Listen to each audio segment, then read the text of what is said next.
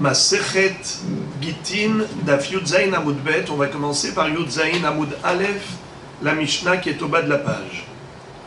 Nichtav Bayom Venechtam Bayom Balayla Venechtam Balayla Balayla Venechtam Bayom Kasher. Bayom Venechtam Balayla Pasoul. Nichtav Bayom Venechtam Bayom. La Mishnah nous dit que si on a écrit le get en journée et il a été signé en journée, il est kasher. Ou bien s'il avait été écrit la nuit et signé la nuit, eh bien il est kasher. Balayla Venechtam Bayom kasher également. S'il a été écrit la nuit et signé le matin, le lendemain matin, il est kasher parce que c'est le même jour. Quand est-ce que nous avons un problème? Quand il est écrit le jour. Alors, Bayom Venechtam Balayla Pasoul. Rabbi Shimon Marchir. On a une mahloket au cas où le get a été écrit en journée et il a été signé la nuit suivante. Là, ce n'est plus la même date. Et c'est là le problème. Lorsqu'il a été écrit la nuit et signé en journée, il n'y a pas de problème, car c'est toujours la même date. Chez nous, la journée commence déjà depuis la nuit, comme le Shabbat, vendredi soir. C'est Shabbat déjà, Vayi Erev, Vayi Boker, Yom Echad. Mais si ce sont deux jours différents, on l'a écrit, et donc on a écrit la date d'aujourd'hui, au moment de l'écriture. Et les Edim ont signé quand? La nuit. Donc la signature a eu lieu le soir. Donc c'est déjà le lendemain. C'est une date ultérieure. Dans ce cas-là, d'après Tanakama, le get n'est pas kasher. Selon Rabbi Shimon, il est kasher. Shehaya Rabbi Shimon Omer, Kol hagitin shenichtavu bayom. ונחתמו בלילה פסולין חוץ מגיטי נשים. Rabbi Shimon dit, en effet, pour tous les shtarot, à chaque fois qu'il s'agit d'un acte de vente ou de prêt, alors en effet, là, j'en conviens, et je suis d'accord avec Hachamim qui disqualifie un tel shtar, étant donné que ça s'appelle shtar mukdam. Qu'est-ce que ça veut dire shtar mukdam? La date qui figure sur le shtar, c'est la date de l'écriture. Mais quand est-ce qu'a eu lieu la signature? Que le lendemain. Alors, ça c'est un get qui n'est pas kasher. Pardon, ça c'est un shtar de prêt, un shtar de vente ou un shtar de legs qui n'est pas kasher pour les shitré mamonot. Parce que là, ça s'appelle shtar mukdam. Et tout de suite, on va expliquer pourquoi c'est pas soul. Par contre, pour le get, c'est kasher. Qu'est-ce qui fait la différence? Pourquoi Rabbi Shimon dit un shtar mukdam pour le get est kasher et un shtar mukdam pour les shitré mamonot, ce n'est pas kasher? Hachamim disent que c'est pareil. Aussi bien le get comme les shitré mamonot, quand c'est un shtar mukdam, c'est-à-dire que la date qui figure sur le get, c'est la date précédente, du jour précédent, ou d'un jour précédent, et la signature a eu lieu un jour après, le jour suivant, ou des jours après. Dans ce cas-là, ni le get, ni les shitré mamonot ne sont kashers. Ça s'appelle shtar mukdam, ou get mukdam, pas kasher selon Tanakama. Mais d'après Rabbi Shimon, il établit un distinguo entre get et les autres shtarot. Pour le get, il dit c'est kasher, et pour les autres shtarot, shtar mukdam pasoul. Si la date de l'écriture a eu lieu auparavant et la signature un autre jour, pas kasher. Pourquoi pas kasher? De peur que l'on aille saisir les acheteurs injustement. C'est-à-dire, prenons un exemple. Réhouven a prêté de l'argent à Shimon, 1 million de shekels. D'accord? À partir du moment où il lui a prêté 1 million de shekels, tous les biens immobiliers de Shimon sont hypothéqués pour le remboursement. Tous les biens que possède Shimon au moment du prêt sont assujettis au remboursement. Imaginons maintenant le cas suivant. Shimon a vendu tous ses biens immobiliers. S'il avait de l'argent encore au moment du remboursement, tout va bien. Imaginons qu'il n'est plus solvable. Il n'a plus d'argent. Qu'est-ce que fait Réhouven? Il va aller voir les acheteurs. Il va leur dire, eh oh, vous avez acheté un bien immobilier qui était gagé, qui était hypothéqué. Vous avez pris un risque. Car vous le saviez qu'il était endetté. Vous saviez qu'il a emprunté de l'argent. Étant donné qu'il y a eu un shtar notarié. C'est toute la notion de milva bishtar. Une halva'a, un prêt qui se fait avec un shtar, donc il y a écriture et signature de 2 témoins, il y a ce qu'on appelle kol, des rumeurs, des échos. Les gens en parlent, ça parle. Et automatiquement, c'est sûr que c'est parvenu aux oreilles de l'acheteur. Alors on dit à l'acheteur, tu as pris un risque. Pourquoi tu as acheté ce bien immobilier chez Réhouven? C'est chez Shimon, pardon. Tu savais qu'il devait de l'argent à Réhouven. Tu as pris un risque. Parce que tu sais qu'il peut faire faillite. S'il a de l'argent pour rembourser, il n'est matov, mais imaginons qu'il n'ait plus d'argent pour rembourser. Eh bien Réhouven va venir saisir le bien immobilier. Si il n'en a plus des biens immobiliers parce qu'il a tout vendu, eh bien il va venir chez toi, cher acheteur. Tant pis pour toi. Réhouven va te saisir ce bien immobilier parce qu'il va te dire il était hypothéqué. Mais Shorban, assujetti au remboursement.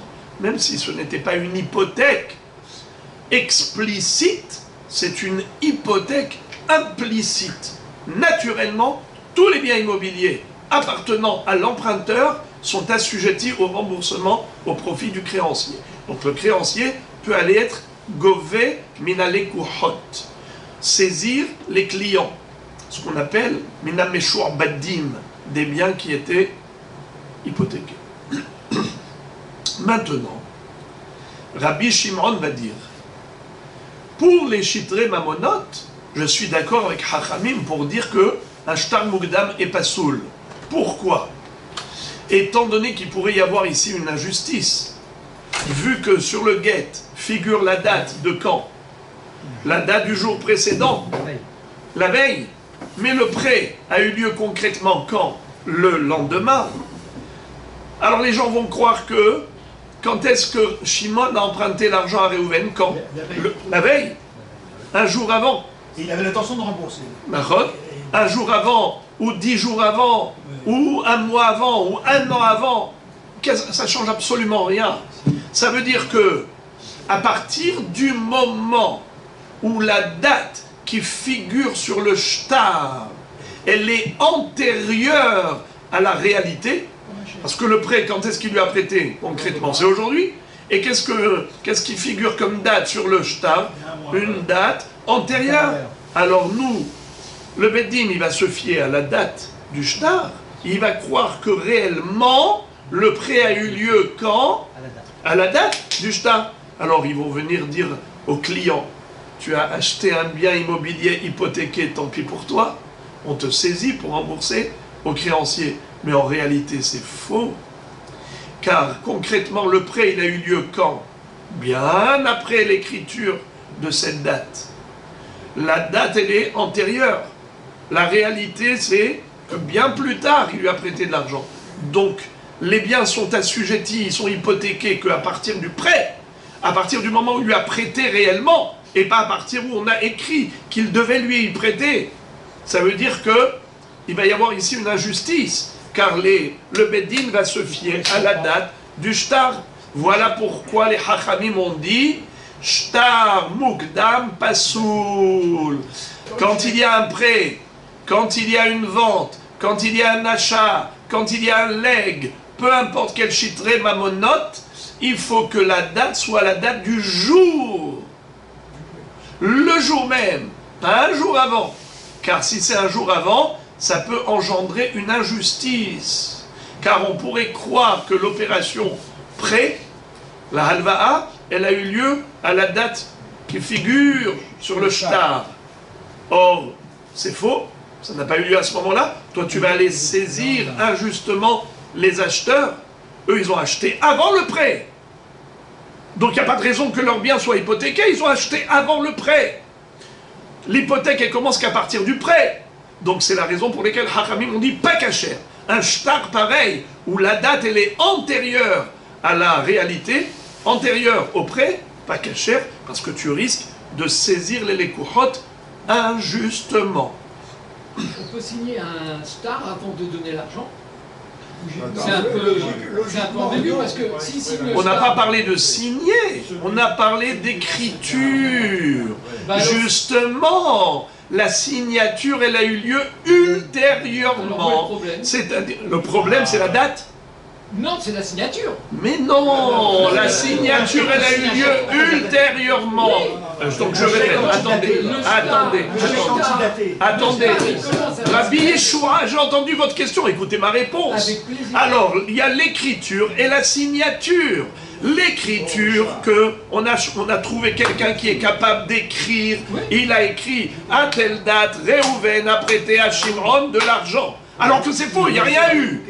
Il n'y a pas eu de signature. 10 jours plus tard, il lui a prêté de l'argent et les signatures ont eu lieu. Les témoins ont signé. Qu'est-ce que vont croire le Beddin le jour où on va apporter un tel shtar? Ils vont croire que le prêt a eu lieu à la date qui figure sur le shtar, alors que réellement, les témoins n'ont signé que 10 jours plus tard. Et ça, c'est de l'injustice qui va avoir lieu. Ça, c'est la raison pour laquelle shtar mukdam Pasoul. Alors Rabbi Shimon, il en convient que c'est Pasoul. Mais il dit, tout cela c'est bien beau par rapport au chitré mamonot. Mais pour le guet, pourquoi est-ce que tu veux que le guet, dont la date, elle est antérieure, soit pas cachère? Quel rapport? Mais le guet, c'est pas fait pour saisir. Le guet, c'est juste pour divorcer. Alors, quelle est l'importance que ce soit une date antérieure ou ultérieure, que ça change? Le principal, c'est que madame a divorcé au moment où elle a reçu le guet. Alors ça nous dérange nullement, dit Rabbi Shimon, qu'il y ait une date antérieure. C'est-à-dire le sofer a écrit, quand il a écrit la date. Mais il n'y a pas eu de signature que plus tard. Ok, la signature elle a eu lieu plus tard, et ensuite il lui a remis le guet, monsieur à madame. Quel est le problème? Zéro problème. Rabbi Shimon dit guet kasher. Hachamim disent non, pas kasher. Pourquoi pas kasher? La Gemara va poser la question. Itmar, mipne ma tiknuzman begitin. D'abord, avant d'arriver à expliquer la mahloket entre Rabbi Shimon et Hachamim, on va d'abord nous expliquer la raison pour laquelle nos maîtres ont exigé la date inscrite dans le guet. Pourquoi ils ont exigé d'inscrire la date dans un guet? Quel est l'intérêt? Il faut juste écrire Monsieur Réhouven. Monsieur Réhouven, il écrit, voilà, moi Réhouven, je te répudie, Madame Léa. C'est tout. Qu'est-ce qu'on a besoin d'écrire la date? Quel est l'intérêt? Mipne ma tiknu zman begitin. Pourquoi on a mis le zman? Quel est l'intérêt d'écrire le zman? Mahloket. Entre Rabbi Yochanan et Rish Lakish, la mahloket, elle est de savoir pourquoi Hachamim ont institué l'inscription de la date. Rabbi Yochanan Amar Mishum bat Achoto. Rabbi Yochanan nous dit que c'est pour une histoire de nièce. C'est quoi la nièce? Bat Achoto, la fille de sa sœur. Un homme peut se marier avec sa nièce. Il a le droit. Que ce soit la fille de sa sœur ou la fille de son frère, il n'y a aucun problème. On n'a pas le droit de se marier avec sa tante, mais on peut se marier avec sa nièce. Et même, c'est une mitzvah. Ouais. Regardez la Gemara dans Yevamot d'Afsamerbet à Moudbet. La Gemara dit que celui qui est nosé batachoto, eh bien quand il appelle Hachem au secours, il est immédiatement exaucé. À Ohev את שכניו, והמקרב את קרוביו, והנושא בת אחותו, עליו הכתוב אומר, אז תקרא בשם יענה, תשבע ויאמר הנני. Bon, en tout cas, Abraham, je crois, il a épousé. Nahon, Abraham a épousé la fille de Haran, son frère. Mais ce n'est pas une preuve. Parce qu'à l'époque, avant Matan Torah, on pouvait épouser même une femme qui nous est interdite par la Torah. Style, Amram s'est marié avec sa tante Yocheved. Donc on ne peut pas parler d'Abraham ni de Yaakov qui a épousé deux sœurs. Mais en tout cas, l'histoire, c'est quoi? C'est que, imaginons que monsieur a épousé sa nièce. Et maintenant, sa nièce a trompé son tonton. Elle a commis une infidélité. Elle a eu une relation adultérine avec un étranger. Lui, maintenant, il a pitié d'elle. Normalement, une femme mariée qui a trompé son mari, elle est hayevet henek. Elle est condamnée à la peine capitale qui s'appelle henek, la strangulation. Mais c'est sa nièce. Comme il a pitié d'elle, il peut maintenant jouer avec un guet. Comment? Si la date n'existait pas dans le guet, si les hachamim n'avaient pas exigé l'inscription de la date, et que tout guet était tout simple, Noir et Ouven, je t'aurais pu dire Madame Léa. Par contre, si c'était ça le guet, eh bien maintenant qu'est-ce qu'il peut faire? Tout de suite, il lui écrit un guet et lui dit, montre cela au Beddin et raconte-leur qu'on a divorcé depuis fort longtemps. Et c'est comme ça que tu vas leur dire qu'au moment où tu as eu cette relation, c'était hors mariage, mais on n'était pas mariés, je t'avais déjà répudié. Et comme ça, tu auras la vie sauve. Il se peut que tonton veuille par pitié pour sa nièce qui est son épouse, la sauver de la mort, et c'est comme ça qu'il va jouer avec le guet. Pour cela que Hachamim ont dit non, non, non, non, non. Il faut que la date figure dans le guet. Et si la date figure dans le guet, on sait exactement quand est-ce qu'elle a divorcé. Elle ne pourra pas se moquer de nous.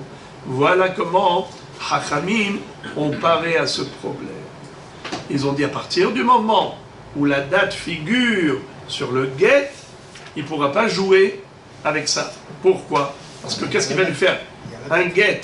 Maintenant, il va lui écrire le guet, mais personne ne va lui écrire un guet avec une date antérieure. S'il n'y avait pas de date, alors il va écrire un guet, tout va bien. Après, il lui donne à sa femme et il lui dit qu'on a divorcé depuis longtemps. Il n'y a personne qui est témoin du contraire. Tandis que si on exige la date, il ne peut pas faire maintenant un antidaté, il ne peut pas écrire une date antérieure.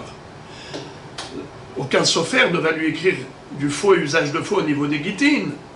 Donc il sera obligé d'écrire la date du jour. Avec la date du jour, on sait exactement quand est-ce qu'elle a trompé son mari. Ça marche dans les deux sens. Une seconde. Maintenant, ça c'est pour quelqu'un qui a épousé sa nièce. Mais c'est pas tout le monde qui se marie avec sa nièce. Malgré tout, Hachamim ont exigé ça de manière générale. Car il se peut que même dans un couple normal, il se peut que le mari ait soit pitié de son épouse, il n'a pas envie de la voir exécutée, ou bien tout simplement, il n'a pas envie de se séparer d'elle, et qu'on dise que ses enfants sont des mamzerim, et ainsi de suite, une calomnie, et la structure familiale, et nanana. Il y a mille et une raisons pourquoi le mari peut vouloir sauvegarder la cellule familiale intacte, et donc il joue à cela par rapport, je veux dire, cellule familiale, parce que même si il lui donne le guet, il peut la remarier. Mahzir Grouchato. Il peut dire, voilà, on a divorcé, on a eu des problèmes, mais voilà, on va se remarier. Parce qu'il veut, il tient à elle, par exemple. Vous comprenez? Même si elle a trompé. C'est pour cela que Hachamim ont dit, stop! Stop tout! On met une barrière devant toutes ces manigances, devant tous ces complots. Tu ne pourras pas jouer avec le guet. Le guet, il a une date précise, on sait exactement quand est-ce qu'a eu lieu le divorce, tu ne pourras pas te moquer du Beddin. Resh Lakish Amar Mishum Perot. Rish Lakish nous dit que la raison pour laquelle nos maîtres ont institué l'inscription de la date sur le guet, c'est par rapport aux fruits. Qu'est-ce que c'est que cette histoire des fruits? Vous connaissez la loi de Nirse Milog. Qu'est-ce que c'est Nirse Milog? Les fruits, c'est l'usufruit. Un mari a le droit, il a le droit à l'usufruit. C'est-à-dire que sa femme, elle apporte en dot en mariage des biens immobiliers. Par exemple, un champ. Il peut cultiver le champ, revendre le produit agricole, tout cela il met dans la poche, c'est son droit. Elle apporte elle a un appartement, eh bien, il a le droit de le louer, et c'est lui qui empoche le loyer. Le jour où ils se séparent, si jamais il y a divorce, elle récupère le bien, le foncier. Mais l'usufruit lui appartient toute la période maritale. Alors maintenant, imaginons qu'il y ait eu divorce. D'accord ? S'il n'y avait pas de date, alors lui, qu'est-ce qu'il peut faire, le mari? Il peut exploiter sa femme. Il continue de commercialiser les fruits. Il prend, il vend, il prend, il vend. Nachon? Alors, Hachamim ont dit, non, tu ne vas pas jouer avec ça. Hein? On va instituer de mettre une date dans le guet. Comme ça, on le sait, à telle date tu as divorcé, et à partir de cette date, tout ce que tu as vendu, eh bien, ça appartient à la femme. On va même aller saisir les acheteurs. Tu n'avais pas le droit de vendre, et ainsi de suite. Ça, c'est Nixemelo. Alors maintenant, la Gemara pose la question. On a une explication de Rabbi Yochanan, une explication de Rish Lakish. Pourquoi l'un n'a pas expliqué comme l'autre? Je répète, selon Hachamim, contrairement à Rabbi Shimon, un guet dont la date est antérieure à la signature, eh bien, ce guet-là n'est pas cachère d'après Tanakama. Il n'est cachère que d'après Rabbi Shimon. Mettons Rabbi Shimon pour l'instant de côté. Mais ce qui nous intéresse, c'est pourquoi Hachamim ont disqualifié ce guet. Pourquoi ils l'ont disqualifié? Ah, parce qu'il fallait qu'il y ait la date du jour. Mais Bichlal, pourquoi est-ce qu'il faut qu'il y ait une date dans un guet? Mipnema tiknu zman begitin. Alors, on a ici mahloket. Quant à la raison, pourquoi Hachamim ont institué l'inscription de la date? Selon Rabbi Yochanan, c'est Gzera Mishum Batahoto. Selon Rish Lakish, Mishum Perot. D'après Rabbi Yochanan, c'est de peur que si jamais le bonhomme est marié à sa nièce et qu'elle a trompé son mari, il ne voudra pas qu'elle se fasse tuer. Alors qu'est-ce qu'il va faire? Il va lui donner un guet. S'il n'y avait pas de date, il aurait pu en effet camoufler la faute en disant elle était déjà divorcée avant. C'est une relation qu'elle a eue avec un étranger, mais pas pendant qu'on était mariés. On était déjà divorcés. C'est comme ça qu'il va pouvoir la protéger. Pour ne pas qu'il puisse la protéger et que justice soit faite, eh bien, Hachamim ont institué la date. Pour Rish Lakish, c'est pour une autre raison. C'est pour que le mari ne puisse pas abuser de son épouse et de continuer à consommer les fruits, les pérotes, l'usufruit, qui ne puisse pas continuer à jouir de l'usufruit et de manière injuste.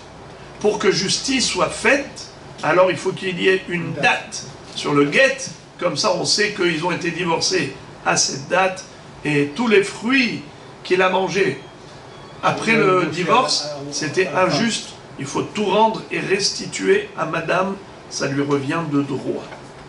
Alors la Gemara demande, Rish Lakish, Maïtama lo marqué Rabbi Yochanan.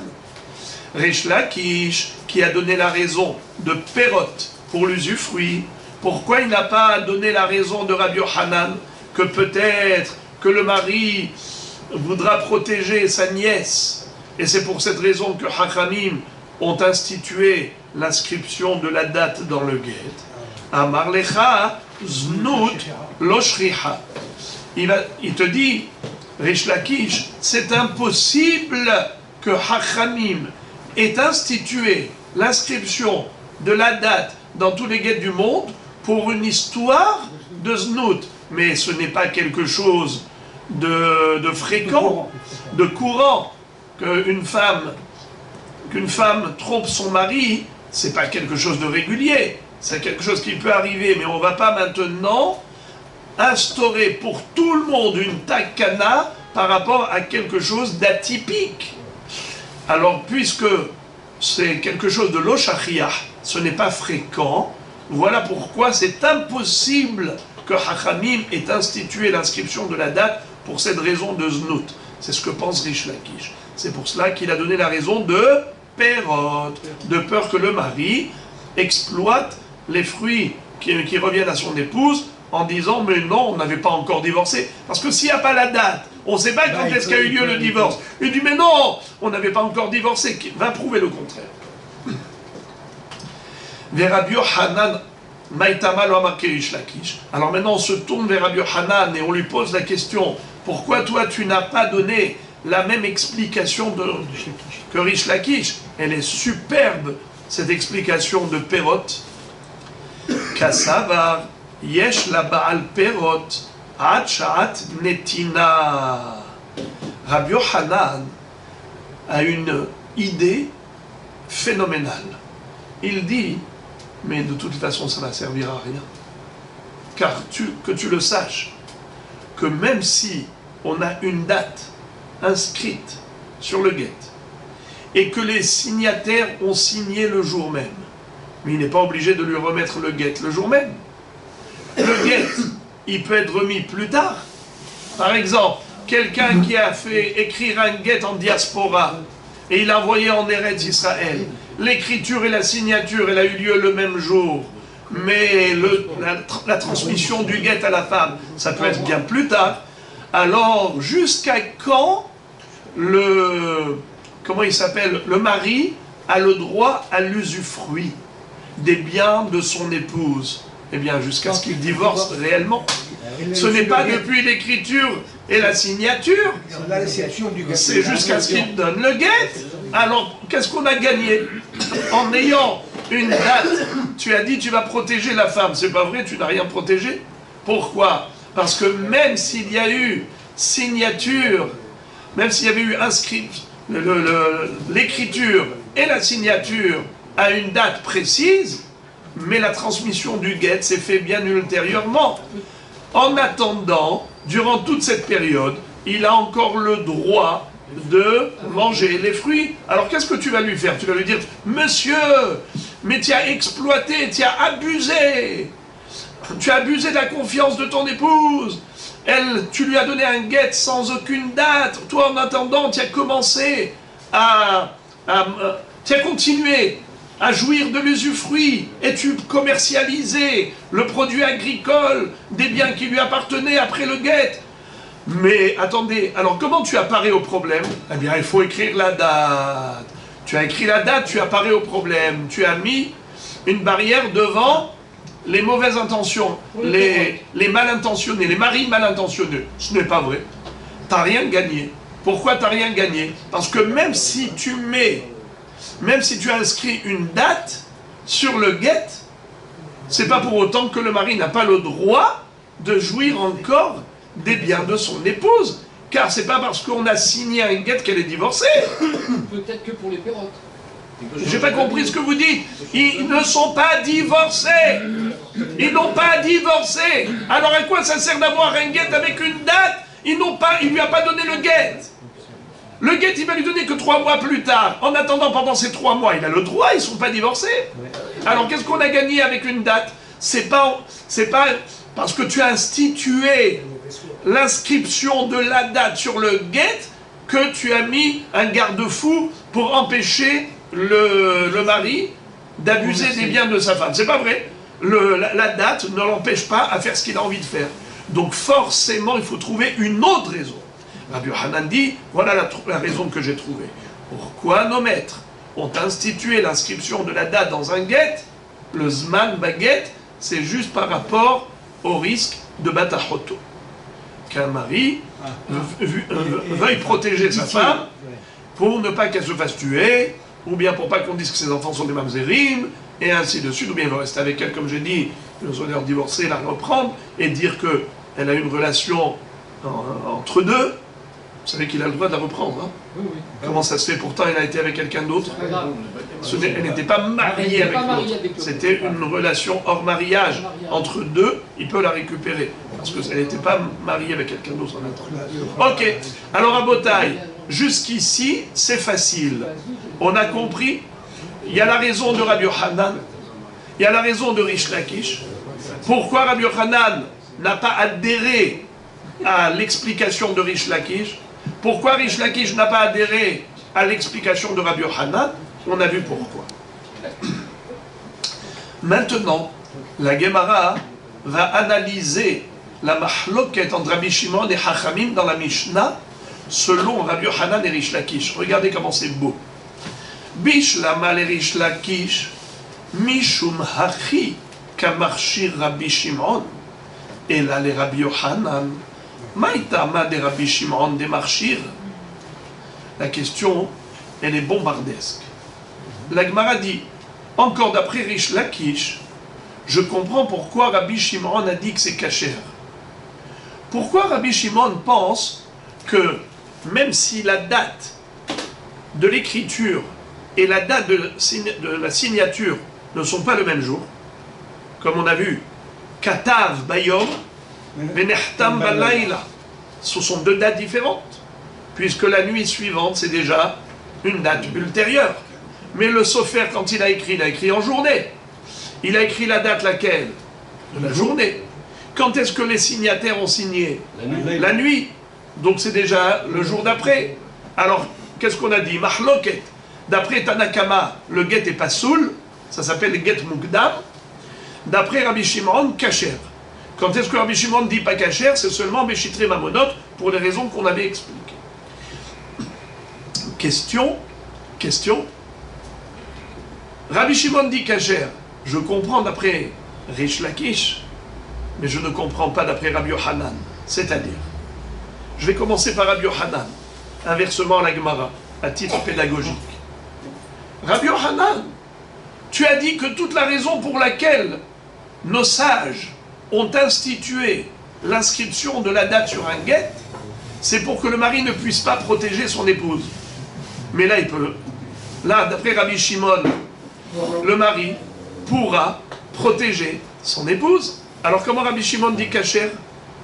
Comment Rabbi Shimon dit que un guet qui a été écrit aujourd'hui et signé le lendemain, il est kasher? Mais c'est très grave ça. Pourquoi? Parce que le mari pourra jouer avec ce guet pour protéger sa femme qu'il a trompée ce jour-là. Imaginons par exemple qu'elle ait eu une relation avec un étranger le jour de l'écriture du guet. Mais la signature, elle a eu lieu quand? Le soir. Et donc il lui a donné le lendemain. La Botaï, c'était quand qu'elle a trompé? Quand ils étaient encore mariés, le jour avant. Mais le Beddin, quand ils vont voir la date. Ah non, c'est bon. Elle était divorcée. Elle va dire, nous on avait divorcé hier matin. Moi j'ai eu une relation l'après-midi avec un étranger. Et donc, voilà, tout va bien. Mais ça va pas? Quel tout va bien? Madame, la signature a été faite que le lendemain. Donc c'est pas possible que tu sois divorcé le jour d'avant. Les signataires n'ont signé que le lendemain. Alors, comment un guet pareil peut être kasher d'après Rabbi Shimon? Selon Rabbi Yochanan. Encore d'après Rish Lakish, je ne me pose pas de question pourquoi. Parce que pour le Rish Lakish, tout le problème de Chachamim, c'était les pérotes. De peur que le mari abuse de sa femme et qu'il continue d'exploiter les pérotes même après le divorce. Alors, en effet, pour Rabbi Shimon, ce n'est pas un problème. Pourquoi? Parce qu'il dit, de toutes les façons, la date de l'écriture, c'est ce qui compte pour nous, pas la date de la signature. Pourquoi? Écoutez ce que va nous dire plus tard Rabbi Shimon. À partir du moment où un homme a décidé de divorcer, il n'a plus le droit à l'usufruit. Il ne peut plus exploiter les biens immobiliers de son épouse, car il a décidé de divorcer. Quelle est la preuve qu'il a décidé? Eh bien, il a été chez le sopheur. Il a demandé d'écrire le guet. Certes, ça n'a pas encore été signé. Certes, ça n'a pas encore été donné, mais ça a déjà été écrit. Ce qui veut dire que cet homme-là ne veut plus rester avec sa femme. Tu ne peux pas avoir le beurre et l'argent du beurre. Tu ne peux pas rester, tu ne peux pas décider de divorcer et de continuer d'exploiter ses biens immobiliers. C'était ma question de tout à l'heure. Donc voilà la réponse à votre question. C'est-à-dire que selon Rabbi Shimon, voilà pourquoi le guet est cachère, car même si la date de la signature est ultérieure à la date de l'écriture, ça ne pose aucun problème, car toute la raison pour laquelle Hachamim ont institué l'écriture de la date, c'est que pour l'histoire des pérotes, pour pas qu'ils continuent d'exploiter, eh bien, pour Rabbi Shimon, dès le moment où il a écrit, le guet, à cette date-là, déjà, il n'a plus le droit. Eh bien, tout va bien. Maïr Patli, qu'est-ce que ça me gêne que les signataires aient signé le lendemain? Il n'y a aucun souci. Mais d'après Rabbi Yohanan, qui dit que l'histoire de la date, c'est juste par rapport au fait qu'il peut y avoir un homme marié avec sa nièce et qu'il veuille la protéger, si jamais elle a trompé, il va lui donner le guet. S'il n'y avait pas de date, il lui donne le guet, et quoi? Il va dire, elle était déjà divorcée. C'est bon, ne la tuez pas. Mais là, maintenant, quand il y a la date, on sait exactement quand est-ce qu'elle a trompé, si c'est avant le guet ou après le guet. Donc c'est là, alors la Gemara dit, dans ce cas-là, comme Rabbi Shimon, il peut dire qu'un guet mukdam, c'est cachère. Mais la date qui figure, c'est d'un jour avant. Et la signature, c'est d'un jour après. Elle, si elle a trompé le jour avant, et la signature, c'est du jour d'après, qu'est-ce que le Beddin va croire? Qu'ils ont divorcé le jour d'avant, puisque la date, elle est du jour d'avant. Alors comment ça peut être cachère d'après Rabbi Shimon? C'est la Kushia d'Agmara, je relis dans les mots depuis la 3e ligne. Bish la malerish lakish, mishum hachi kamarshi Rabbi Shimon.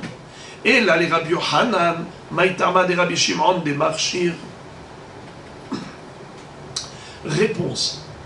Amar lecha Rabbi Yohanan, aliba de Rabbi Shimon, lo ka'amina. Ki ka'amina, aliba de Rabbanan. Alors là on est choqué. Rabbi Yohanan nous dit, je suis d'accord avec Rish Lakish par rapport à Rabbi Shimon. Mais je ne suis pas d'accord avec Rish Lakish par rapport à Rabbanan. C'est-à-dire, Rabbi Yohanan et Rish Lakish, ce sont deux Amoraïm. Ils discutent par rapport à un débat de Tanaïm, donc avant la Mishnah. Alors Rabbi Yohanan dit, ma mahloket avec Rish Lakish, elle n'est pas par rapport à Hachamim, elle est par rapport à Rabbi Shimon. Pardon, elle n'est pas par rapport à Rabbi Shimon, elle est que par rapport à Hachamim. Par rapport à Rabbi Shimon, je suis d'accord, dit Rabbi Yohanan à Rish Lakish, je suis d'accord avec toi. C'est sûr que la raison pour laquelle les Hachamim ont institué l'inscription de la date dans un guet, selon Rabbi Shimon, c'est pour une histoire de pérote. Pour pas que le mari continue d'exploiter les biens immobiliers de sa femme. Ça, c'est Rabbi Shimon. Ça, j'en conviens. Quand est-ce que j'ai parlé de Batahoto? C'est par rapport à Hachamim. Tandis que Rish Lakish, il parle de pérote aussi bien pour Hachamim comme pour Rabbi Shimon. Alors maintenant, la Gemara va poser la question à Rish Lakish. Regardez ça.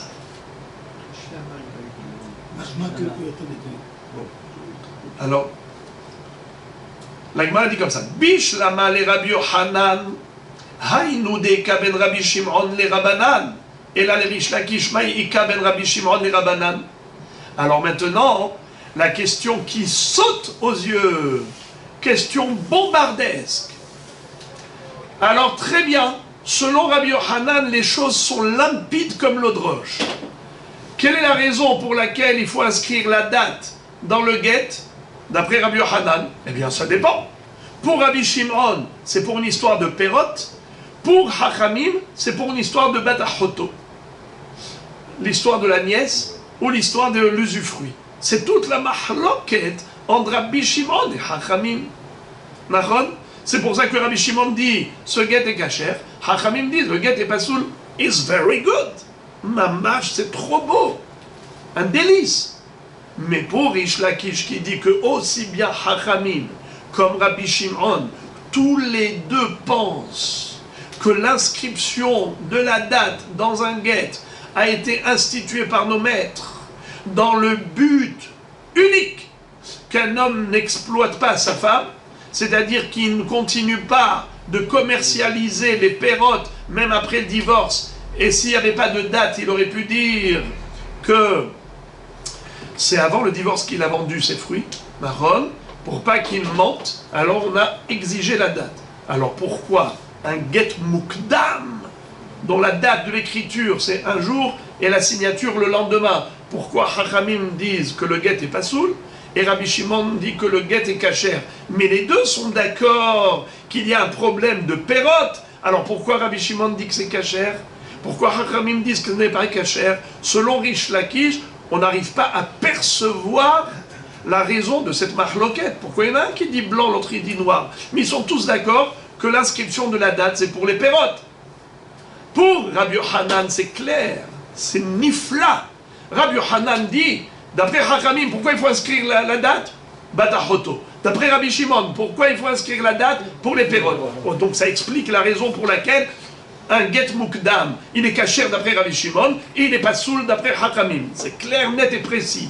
Mais d'après Rish Lakish qui dit que d'après tout le monde, c'est pour une histoire de pérote, alors pourquoi il y a une mahloket entre Hachamim et Rabbi Shimon à propos d'un get mukdam? Pourquoi Rabbi Shimon dit kasher et Hachamim disent pas kasher? Alors la Gemara donne une belle réponse. Elle dit, Pere de Misharat Ketiva Ve'ad Sharat Hatima Ika Benayhu. La mahloket entre Rabbi Shimon et Hachamim, c'est par rapport aux fruits. Les fruits depuis Sharat Ketiva jusqu'à Sharat Netina. Sharat Hatima, pardon. C'est-à-dire, quel est le din par rapport à ces fruits-là entre l'écriture et la signature? À partir de quand le mari n'a plus le droit à l'usufruit? À partir de quand? Depuis l'écriture ou depuis la signature? Alors c'est ça la mahloket entre Rabbi Shimon et Hachamim. Quelle est la mahloket? Elle est par rapport à ce laps de temps entre l'écriture et la signature.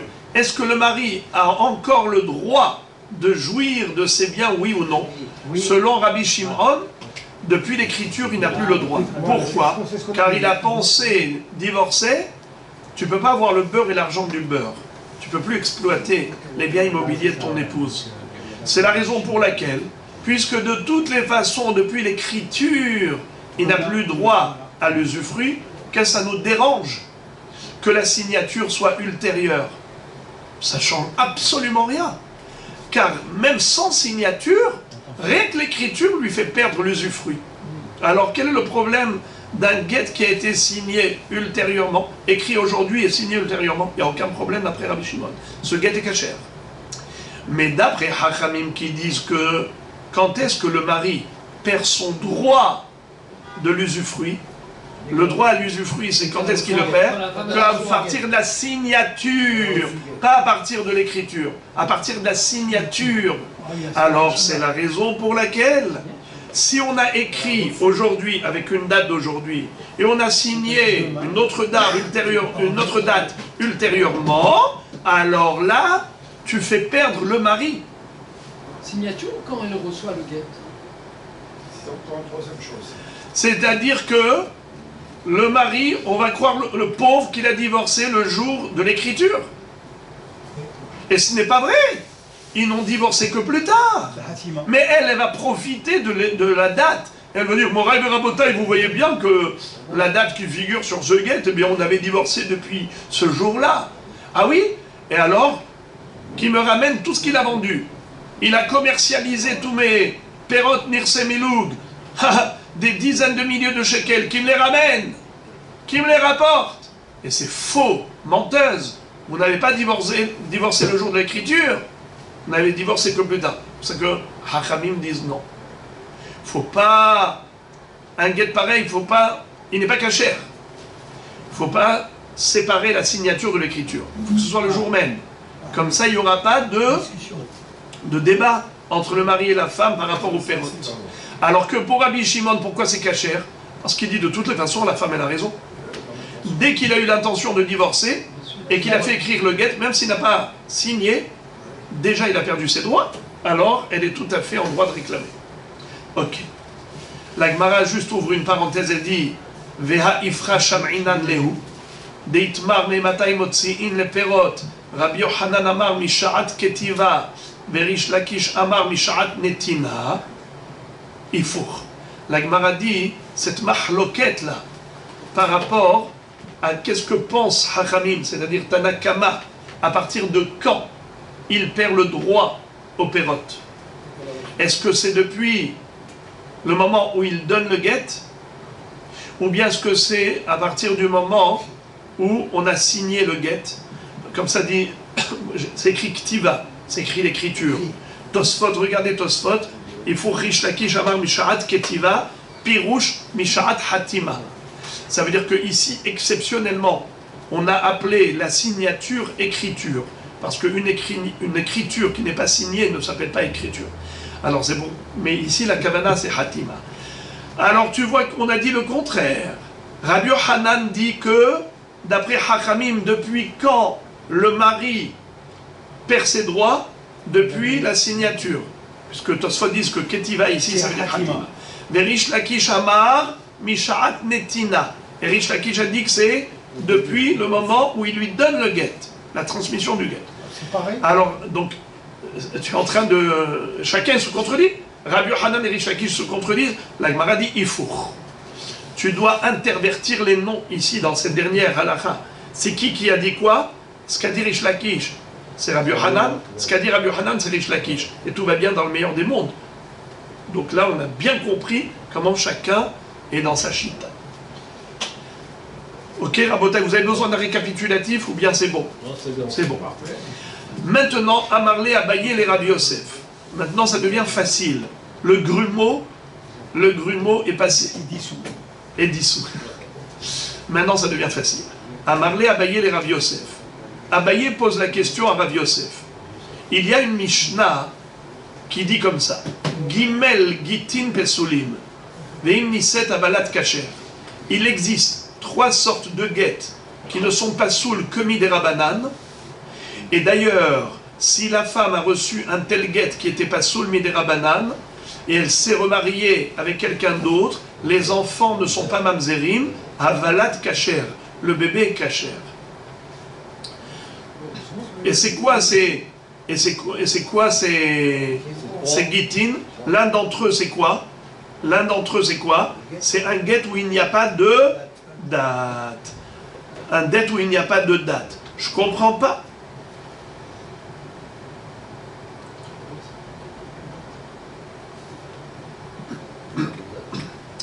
Alors il lui dit Ma'o'ilu hachamim betakanatan. Tu me dis qu'il faut inscrire le zman, la date. Et après tu me dis, même si le guet était sans date, c'est tout de même kasher bedi'avad, l'enfant n'est pas mamzer. Alors, tout le monde va faire pareil.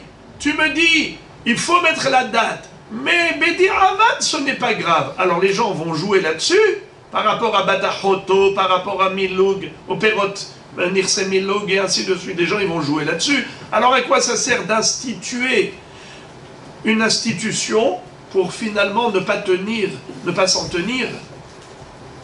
Réponse à nous, Delekathila lotinase. À quoi cela a servi? C'est que les Khathila, elle ne va pas se marier avec un tel guet. Pourquoi? Car elle ne trouvera pas un sofer qui veut écrire un guet pas cachère. Hachamim, quand ils ont institué la date, comment il va faire pour faire écrire un get sans date?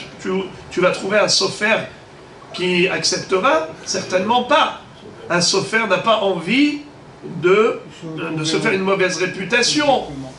Ou bichlal, il a la hirat shamayim. Donc, voilà pourquoi Hachamim ont institué, parce qu'ils savaient que ça va mettre un garde-fou devant les maris mal intentionnés. La Gemara pose la question, elle dit Gazier, lesman d'idée v'yave nihala, maï. La Gemara dit, où est-ce qu'on écrit la date? Où est-ce qu'on écrit la date? En haut. Si tu as un mari mal intentionné, il prend des ciseaux et il coupe le haut, et comme ça, il décapite le guet, il lui a retiré la date, et maintenant, il va jouer avec ça. Et qu'est-ce que tu vas dire? Un bédiravad, un guet sans date est cachère. Alors à quoi ça sert d'instituer, d'écrire la date pour parer au problème de batahoto ou au problème de perot?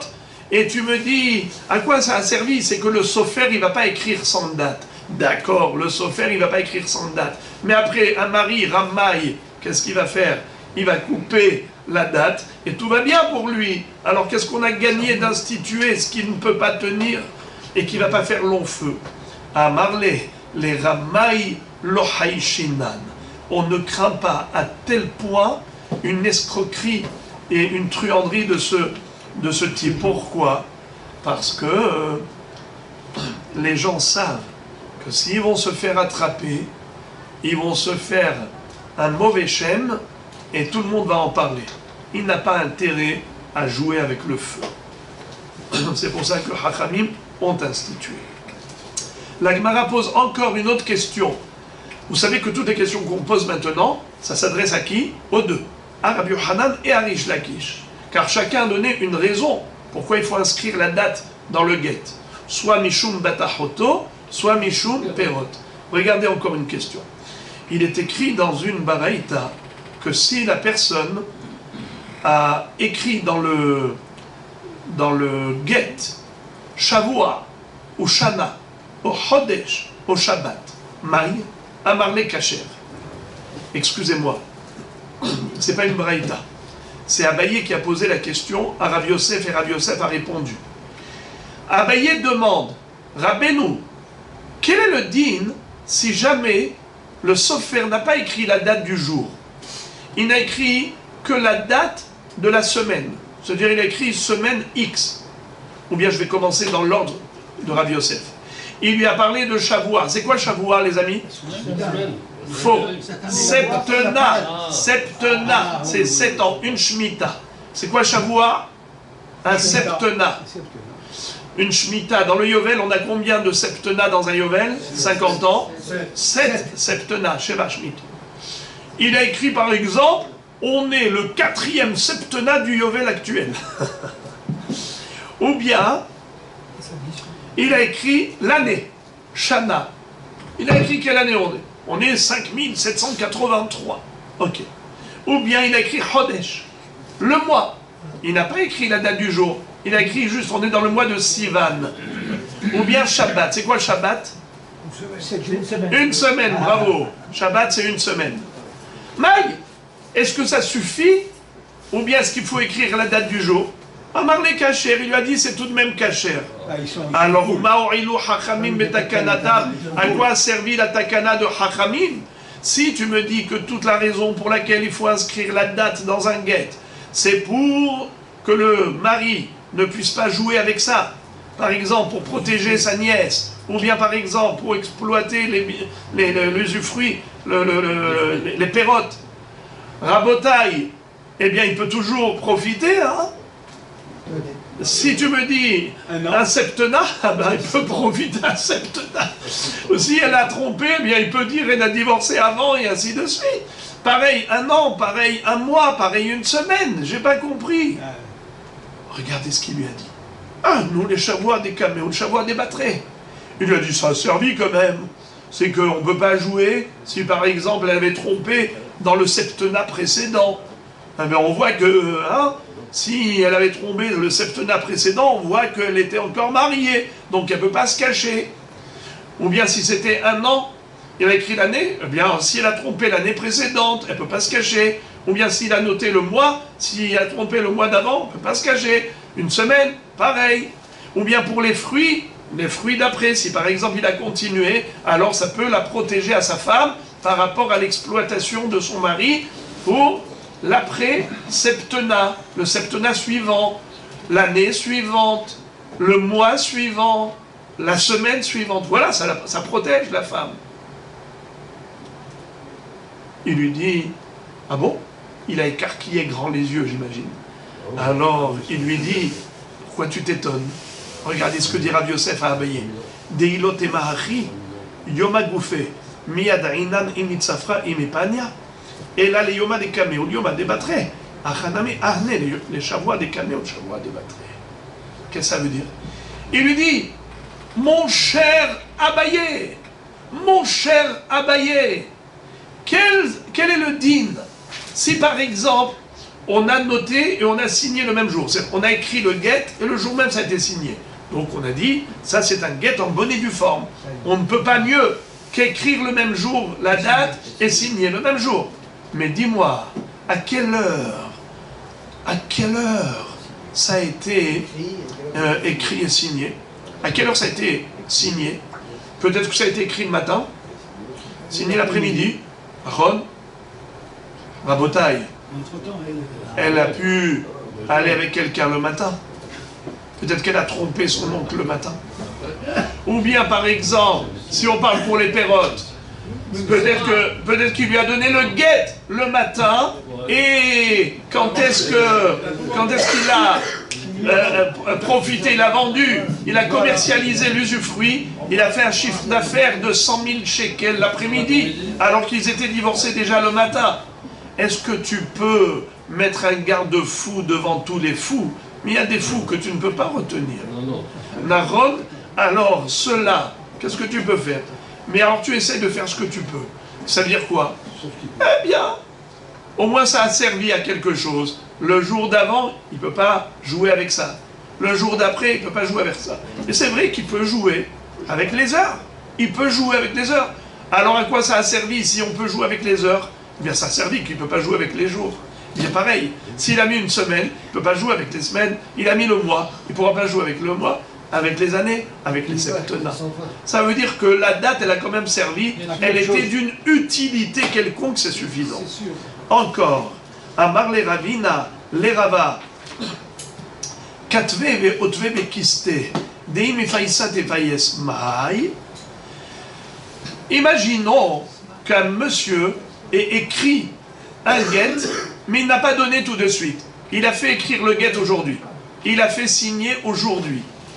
Et il a mis dans sa poche, il a mis dans sa pochette pendant des mois et des mois. Pourquoi? Parce qu'il s'est dit, si jamais elle veut faire le shlom bayit, eh bien c'est bon, je lui donnerai pas le guet.